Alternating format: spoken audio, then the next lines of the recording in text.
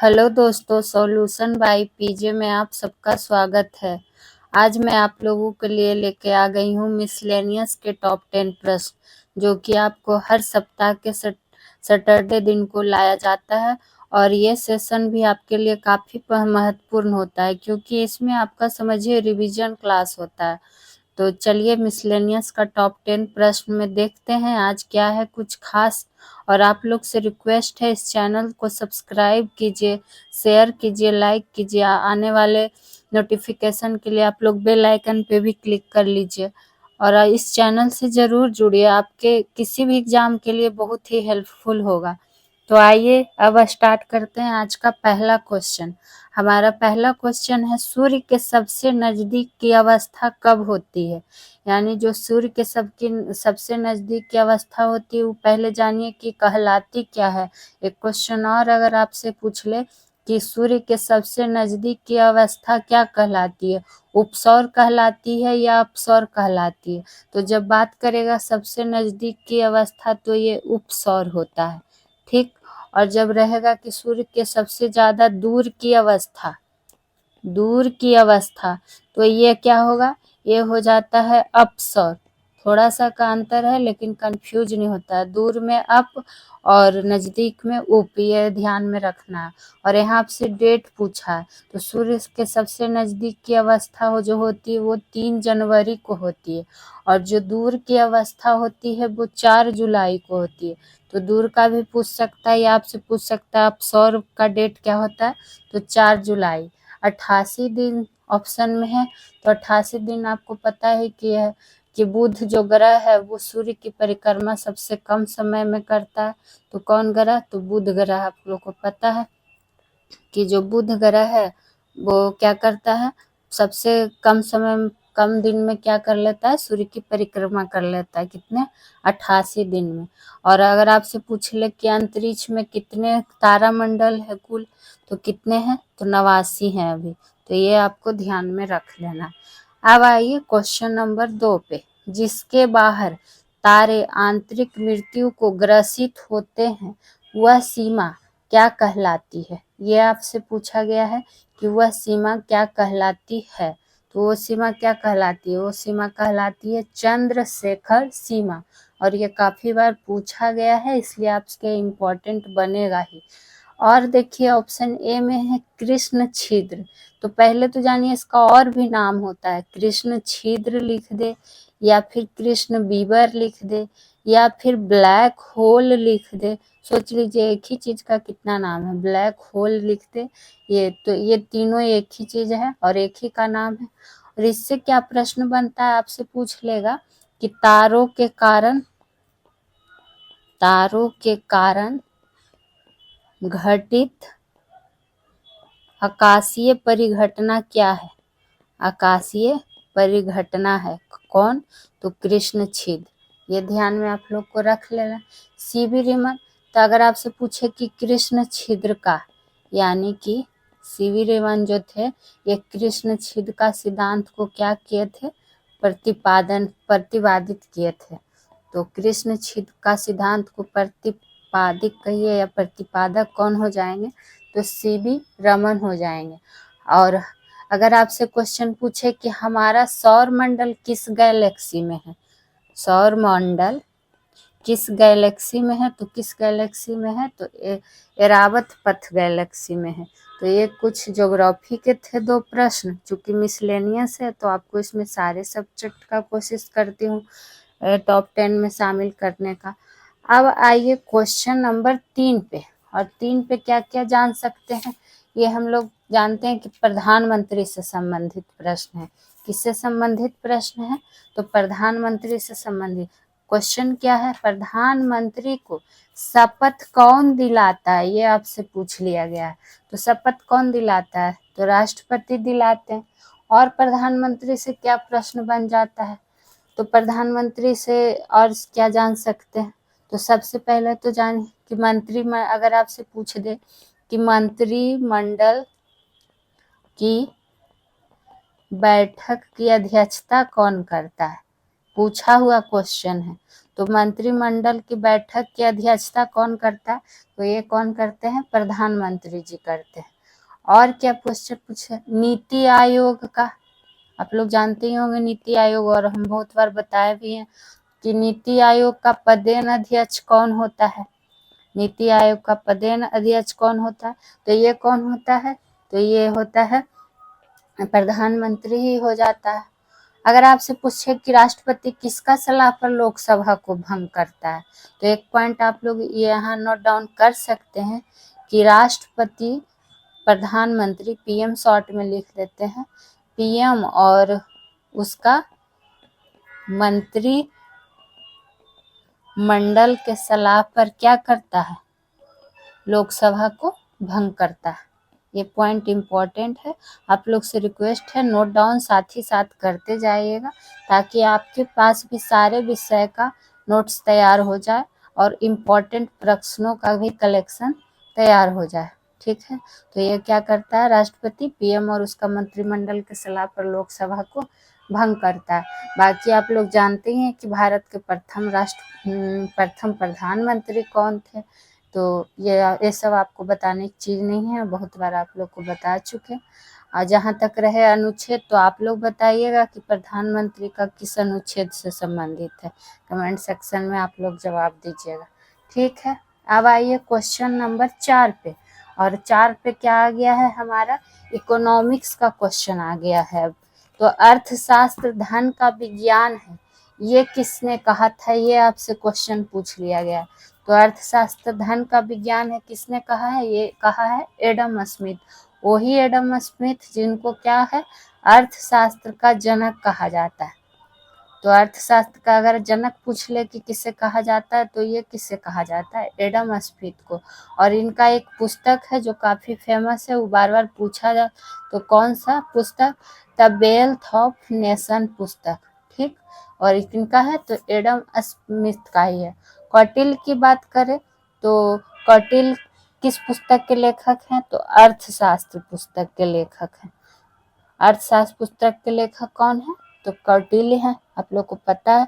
और अर्थशास्त्र अध्ययन किसका है? तो धन का अध्ययन है, इसलिए एडम स्मिथ ने क्या कहा था कि अर्थशास्त्र धन का विज्ञान है। ठीक, मार्शल का कौन सा बुक फेमस है? तो मार्शल का फेमस है प्रिंसिपल ऑफ इकोनॉमिक्स। हिंदी से किसी किसी चीज का टर्म आप इंग्लिश में ही ज्यादा याद रखिएगा तो बढ़िया रहेगा। जैसे यहाँ वेल्थ ऑफ नेशन हो गया, और यहाँ प्रिंसिपल ऑफ इकोनॉमिक्स हो गया, जो कि मार्शल की बुक थी।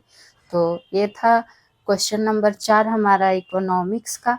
अब आइए क्वेश्चन नंबर 5 पे, और क्वेश्चन 5 में देखते हैं कि क्या है।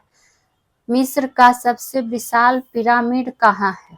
तो मिस्र का सबसे विशाल पिरामिड कहाँ है? तो ये है कहाँ? गीजा में। ठीक, नील नदी की देन किसे कहते हैं? ये तो आप लोग को पता होगा कि मिस्र को कहा जाता है। नील नदी की देन अगर पूछ ले तो किसे कहा जाता है? तो मिस्र को। वही आपसे अगर क्वेश्चन पूछ ले कि प्राचीन मिस्र की सबसे बड़ी उपलब्धि क्या थी, ये सब क्वेश्चन आप लोग कुछ ऐसा भी होगा जो नहीं सुने होंगे, तो इसको नोट जरूर कीजिएगा, क्योंकि सारा एनसीईआरटी से संबंधित प्रश्न है, और यही सब प्रश्न एग्जाम में आते हैं और रिपीट भी होते रहते हैं, तो आप लोग हल्के में मत लीजिए। तो प्राचीन मिस्र की सबसे बड़ी अगर पूछ दे कि उपलब्धि क्या थी, तो क्या थी? तो सौर पंचांग थी जो सबसे बड़ी उपलब्धि थी। वही पूछ देता है कि मिस्र का सबसे विशाल पिरामिड कहाँ? तो गीजा में, आपको बता ही चुके। अगर आपसे पूछ ले कि प्राचीन मिस्र के राजाओं को क्या कहा जाता था, तो प्राचीन मिस्र के राजाओं को क्या कहा जाता था? तो फराहो कहा जाता था। क्या कहा जाता था? फराहो। और ये सम्राट खुफू से क्या प्रश्न आता है कि जो मिस्र का सबसे विशाल पिरामिड जो कि गीजा में है, उसका निर्माण किसने किया था? तो विशाल पिरामिड का निर्माण किसने किया था? तो सम्राट खुफू ने। यही था इससे संबंधित प्रश्न कि विशाल पिरामिड का निर्माण किसने किया? तो सम्राट खुफू ने। ठीक है, आप लोग नोट डाउन जरूर कीजिएगा, सुन के देख के अच्छे से तैयार कर सकते हैं। अब आइए क्वेश्चन नंबर 6 पे। अब हमारा देखते हैं कि क्वेश्चन नंबर 6 पे क्या है। तो क्वेश्चन 6 में है, अंग्रेजों द्वारा दक्षिण भारत में भू राजस्व व्यवस्था किस रूप में जानी जाती है?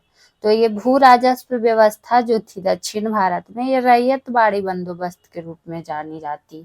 ठीक है, और रैयतबाड़ी को अगर लागू करने का श्रेय है जो किसको दिया जाता है? तो रैयतबाड़ी को लागू करने का श्रेय किसे दिया जाता है? तो थॉमस मुनरो को करने का श्रेय। आप लोग से रिक्वेस्ट है कि आप लोग पूरा वीडियो जरूर देखा करिए, चाहे वो किसी भी सब्जेक्ट का हो, और कमेंट सेक्शन में कमेंट भी करिए कि क्या कमी है या फिर क्या और आप लोग के लिए बेहतर कर सकते हैं। आप लोग पूरा वीडियो देखते भी हैं फिर भी कमेंट नहीं करते, तो आप लोग तो देखा कीजिए और कमेंट भी किया कीजिए, और आप लोग साथ ही साथ नोट्स भी तैयार करते जाइए। फ्री ऑफ कॉस्ट सारा चीज़ आपको दिया जा रहा है, तो आप लोग क्यों नहीं जुड़ते हैं? जुड़िए इस चैनल से, आपको बहुत ही हेल्प रहेगा। और क्या क्वेश्चन बन जाता है, अगर आपसे पूछ दे कि अंग्रेजों द्वारा महलवाड़ी बंदोबस्त किस क्षेत्र में लागू हुआ था? जो क्वेश्चन बहुत बार पूछा गया है वही कलेक्शन लाया जाता है और उससे संबंधित प्रश्न आपको बताया जाता है। तो महलवाड़ी बंदोबस्त जो था वो पंजाब और क्या बोलता है राजपूताना क्षेत्र में लागू हुआ था अंग्रेजों द्वारा, तो ये चीज भी आपको ध्यान में रख लेना है। और अस्थाई बंदोबस्त का बात करेगा कि किस क्षेत्र में लागू हुआ था, तो अस्थाई बंदोबस्त किस क्षेत्र में लागू हुआ था? तो अस्थाई बंदोबस्त हुआ था जो बंगाल क्षेत्र में लागू हुआ था। और आप लोगों से यहाँ पे एक प्रश्न है कि अस्थाई बंदोबस्त के जनक किसे कहा जाता है? चूंकि ये सब हम बता चुके हैं, मिसलेनियस में तो रिवीजन ही रहता है, तो आप लोग से तो प्रश्न मेरा बनता है क्योंकि सारा पढ़ाया हुआ है। अब आइए क्वेश्चन नंबर 7 पे, रोगों का अध्ययन किस शाखा के अंतर्गत? अब बात आई है सारा अध्ययन का, जो कि हम बायोलॉजी का आपको संडे स्पेशल में टॉपिक वाइज पढ़ाया, उसमें सारा शाखा सारा अध्ययन आपको हम पढ़ा चुके हैं।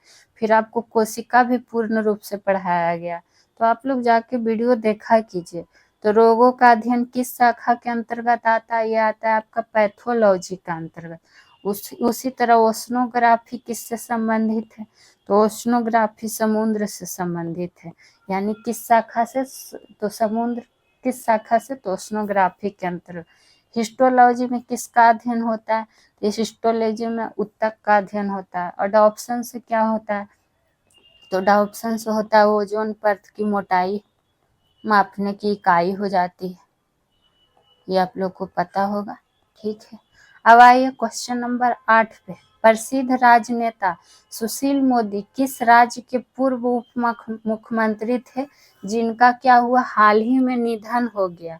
तो ये तो देखिए हाल ही फिलहाल का घटना है, 1-2 दिन पहले का ही घटना है, तो आप लोग ये क्वेश्चन हमारा बनेगा इम्पोर्टेंट, क्योंकि ये प्रसिद्ध राजनेता थे और हाल ही फिलहाल में इनका क्या हो गया, निधन हो गया। और ये किस राज्य के पूर्व उप मुख्यमंत्री थे? तो ये बिहार के थे।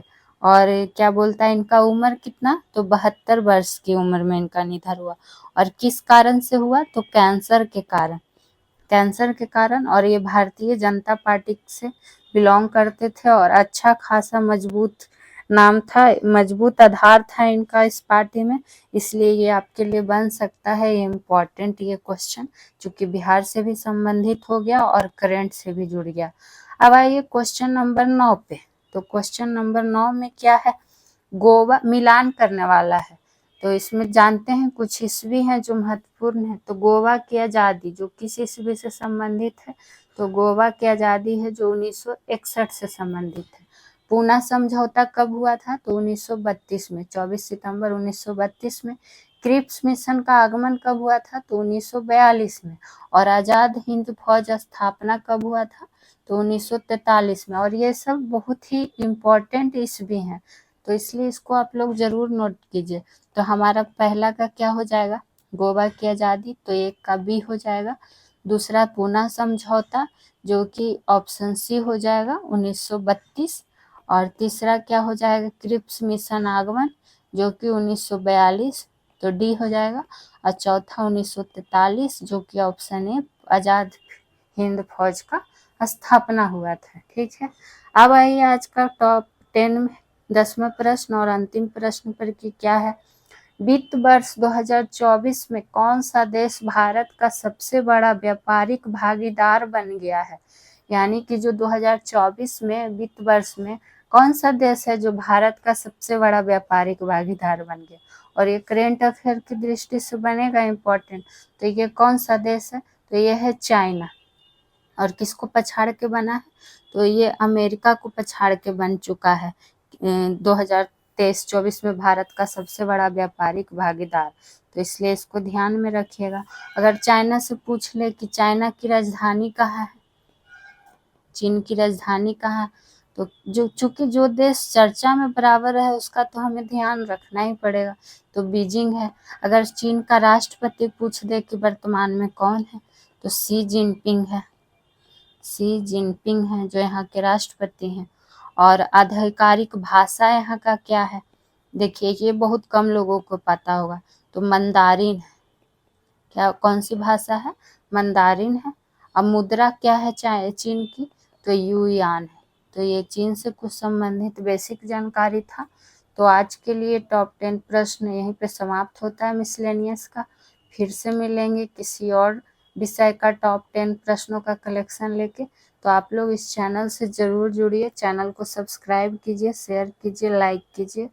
Thank you.